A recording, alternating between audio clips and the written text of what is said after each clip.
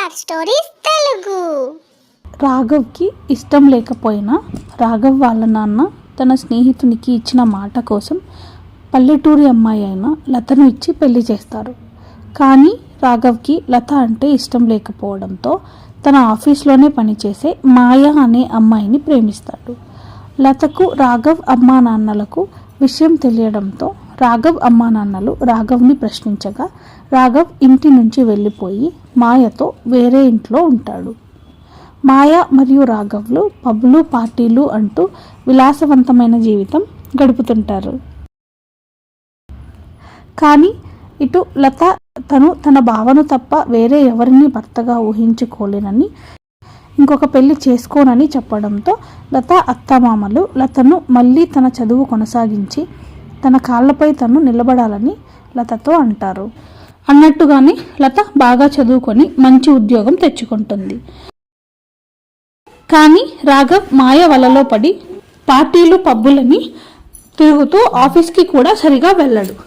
ఒకరోజు రాఘవ్ పార్టీకి వెళ్ళి తిరిగి వస్తుండగా యాక్సిడెంట్ అవుతుంది. రోడ్డుపై వెళ్లే వాళ్ళు రాఘవ్ని హాస్పిటల్లో చేర్పించి తన ఫోన్ సహాయంతో రాఘవ్ పేరెంట్స్కి మరియు లతకి కాల్ చేస్తారు. రాఘవ్ పేరెంట్స్ మరియు లత హుటాహుటిన హాస్పిటల్కి చేరుకొని రాఘవ్ని చూసి రాఘవ్తో మాట్లాడుతారు. ఏంట్రా రాఘవ్, ఇలా అయిపోయావు? ఒకప్పుడు ఎలా ఉండేవాడివి, ఇప్పుడు నిన్ను ఇలా చూస్తుంటే చాలా బాధేస్తుంది. ఏంటి బావా ఇలా అయిపోయావు? నాకు చాలా బాధగా ఉంది. అమ్మా, నేను చాలా సంతోషంగానే ఉన్నాను, నాకేం కాలేదు అంటూ పైకి లేవడానికి ప్రయత్నిస్తాడు. కానీ లేవలేకపోతాడు. ఇంతలో డాక్టర్ వచ్చి ఇలా అంటాడు. చూడు బాబు, యాక్సిడెంట్ వల్ల నీ కాళ్ళకు బాగా దెబ్బ తగిలింది, ఆపరేట్ చేయాల్సి వచ్చింది. నువ్వు కనీసం 6 నెలలైనా సరే రెస్ట్లో ఉండాలి. ఆ మాటలకి రాఘవ్ చాలా బాధపడతాడు. ఒరే రాఘవ్, అయిపోయిందేదో అయిపోయింది, మన ఇంటికి రా, నిన్ను లత పువ్వుల్లో పెట్టి చూసుకుంటుంది. ఏం అవసరం లేదమ్మా, మాయ ఉంది కదా, నన్ను బాగా చూసుకుంటుంది. అది కాదురా, చెప్పేది విను.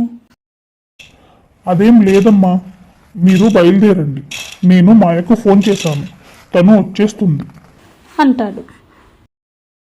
బావా, కనీసం గాయం నయమయ్యే వరకైనా ఇంట్లో ఉండు, కొంచెం బాగయ్యాక నీ ఇష్టం, ఎక్కడ ఉండాలనిపిస్తే అక్కడే ఉండు అంటుంది. దానికి రాఘవ్, చూడు లత, మాయ చాలా తెలివైంది, నీలాగా కాదు, నన్ను బాగా చూసుకుంటుంది, నాకు నీ అవసరం ఏమీ లేదు అంటాడు. రాఘవ్ డిశ్చార్జ్ అయ్యి మాయతో కలిసి ఇంటికి వెళ్తాడు. రాఘవ్ బెడ్ రెస్ట్లో ఉండడంతో ఆఫీస్కి వెళ్ళలేకపోతాడు. అలానే కొద్ది రోజులు గడుస్తాయి. మాయ రాఘవ్ లేవలేని పరిస్థితిలో ఉన్నా సరే తనని వదిలి పార్టీలకు వెళ్తుండడంతో ఒకరోజు రాఘవ్ ఇలా అంటాడు.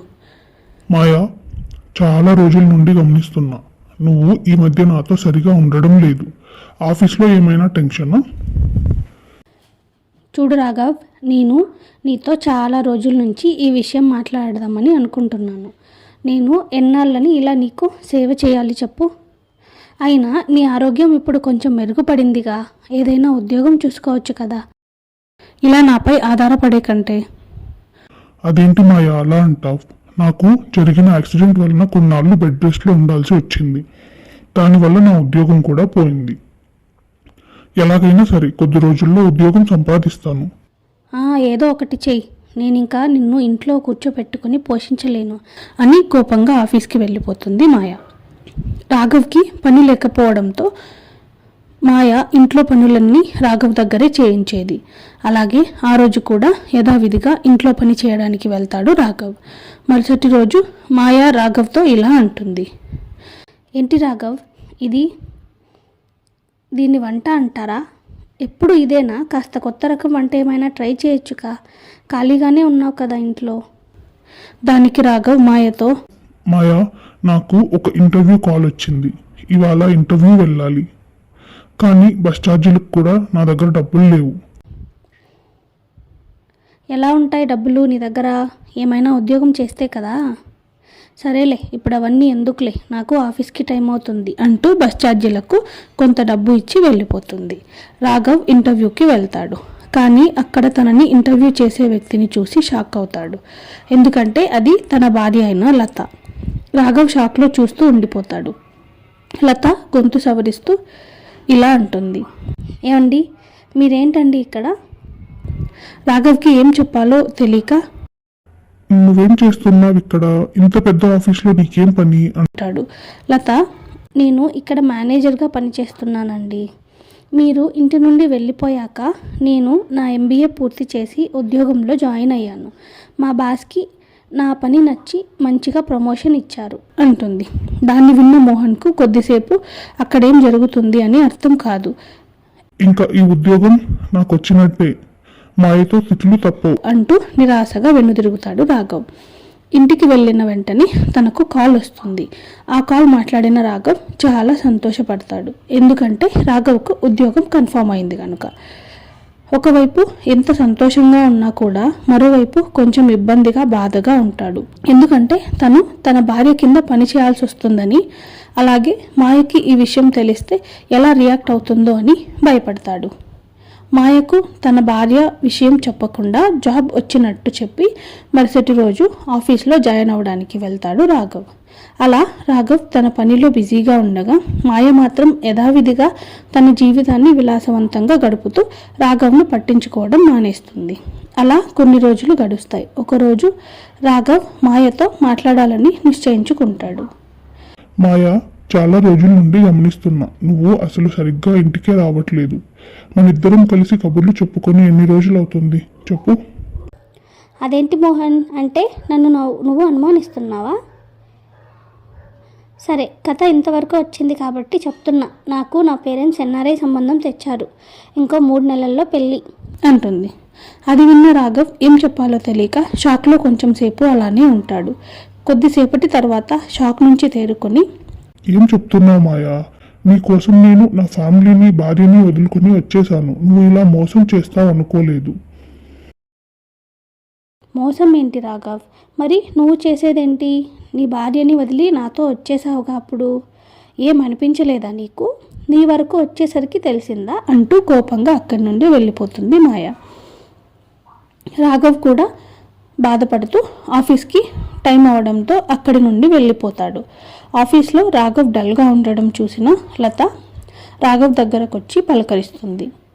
ఏమండి, ఒంట్లో ఏమైనా బాగాలేదా? రాఘవ్ తన తప్పు తెలుసుకొని తను లతతో ప్రవర్తించిన తీరును గుర్తు తెచ్చుకుంటూ లతతో ఇలా అంటాడు. నన్ను క్షమించు లత, నేను చాలా పెద్ద తప్పు చేశాను. మాయ నన్ను మోసం చేసి వేరే వారిని పెళ్లి చేసుకుంటుంది.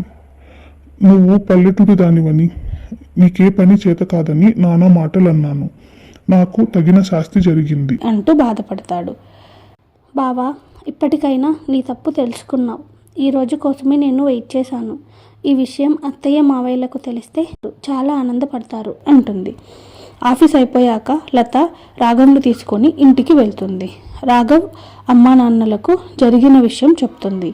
లత మాటలకి చాలా సంతోషపడిన అత్తామామలు రాఘవ్తో ఇలా అంటారు. చూడు రాఘవ్, ఇప్పటికైనా తెలిసిందా ఆ మాయ గురించి? అదే లతకు తనకు ఉన్న తేడా. లతని నువ్వు కాదనుకున్నా, మేము వేరే పెళ్లి చేస్తామన్నా కూడా లత నేను బావను తప్ప ఇంకెవ్వరిని నా భర్తగా ఊహించుకోలేను అంది. తను చదువు కూడా పూర్తి చేసి మంచి ఉద్యోగంలో జాయిన్ అయింది. అవునమ్మా, నేను చాలా పెద్ద తప్పు చేశాను. పల్లెటూరు అయినా సిటీ అయినా చూడాల్సింది మంచి మనసు ఉందా లేదా అని. అది నాకు చాలా బాగా అర్థమైంది.